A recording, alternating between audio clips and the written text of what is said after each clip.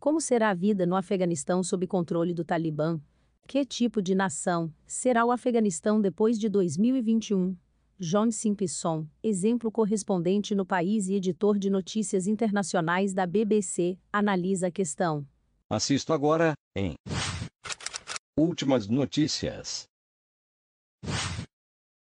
Graças a Deus vocês vieram, gritou um homem idoso quando eu e meus colegas jornalistas entramos em Cabul em 14 de novembro de 2001, lutando para abrir caminho na multidão alegre. As forças anti-Talibã da Aliança do Norte do Afeganistão, que tinham o apoio dos Estados Unidos e de outros países ocidentais, haviam cercado a cidade e o Talibã havia fugido. 5 anos da mais extrema ditadura religiosa dos últimos tempos tinham acabado. Sob o Talibã, o Afeganistão havia se tornado um buraco negro no qual todos os tipos de extremismo podiam prosperar. Apenas 2 meses antes, Osama Bin Laden e seu grupo extremista Alameda Qaeda havia orquestrado os ataques de 11 de setembro em Nova York e Washington. Na época não me passava pela cabeça que o Talibã pudesse voltar a dominar o país. Agora que o grupo extremista reconquistou praticamente o país todo mundo está tentando entender os motivos disso ter acontecido. Não é difícil. Os governos dos 2 presidentes pós-Talibã, Hamid Karzai e Ashraf Ghani, foram eleitos democraticamente, mas nunca foram fortes, e a corrupção era o sistema que funcionava melhor. No entanto, o presidente Ghani ainda estaria em seu palácio, e o exército estaria circulando em seus caros veículos ocidentais, se Donald Trump não tivesse decidido que precisava de um sucesso de política externa antes das eleições de 2020. A estratégia foi começar o encerramento de uma guerra de longa duração, da qual os americanos já estavam cansados. Vários políticos e jornalistas afegãos que conheço ficaram horrorizados com a conclusão das negociações dos Estados Unidos da América com a liderança política do Talibã em Doha em fevereiro de 2020. E ainda mais quando o novo presidente democrata, Joe Biden, deixou claro que iria cumprir o acordo. Me disseram que, por mais moderados e pacíficos que os líderes em Doha pudessem prometer ser, os combatentes do Talibã não sentiriam nenhuma obrigação de seguir o que foi acordado. Logo depois das tropas americanas, britânicas e ocidentais começarem a se retirar, os combatentes do Talibã em todo o Afeganistão começaram a atuar. Relatos de prisioneiros sendo executados geraram uma atmosfera de pânico cego em uma cidade após a outra, até que a própria Cabul sucumbiu, e oficiais e soldados lutavam para deixar o país através do aeroporto. Talvez o Talibã cumpra os termos do acordo e siga as promessas que tem feito para acalmar os ânimos, prometendo não se vingar de ninguém e apelando à polícia, aos militares e aos servidores públicos, para que permaneçam no cargo.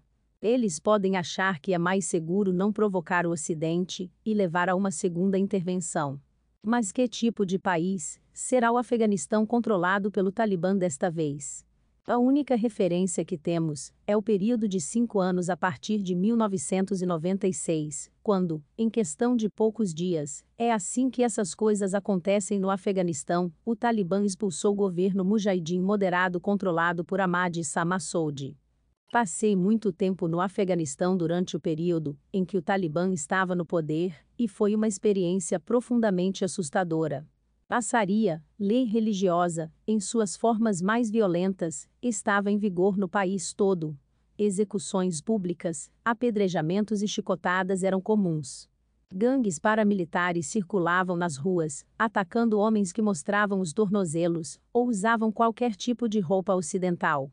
As mulheres só se aventuravam a sair se tivessem permissão por escrito dos homens, e, é claro, tinham que usar a burca, que as cobria completamente.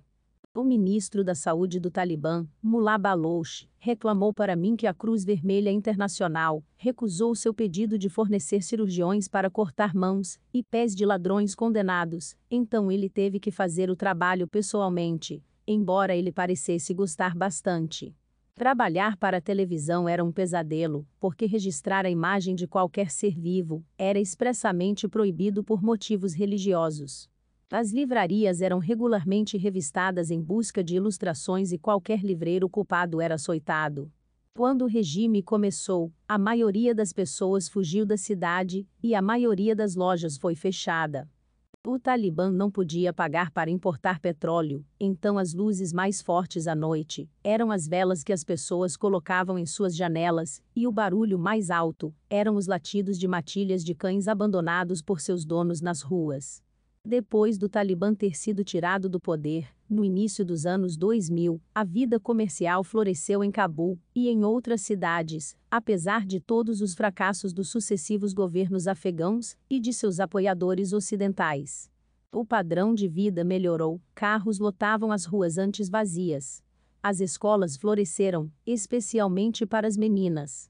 Sob o Talibã, a educação de meninas era expressamente proibida. A música, também banida pelo Talibã, explodiu em todos os lugares.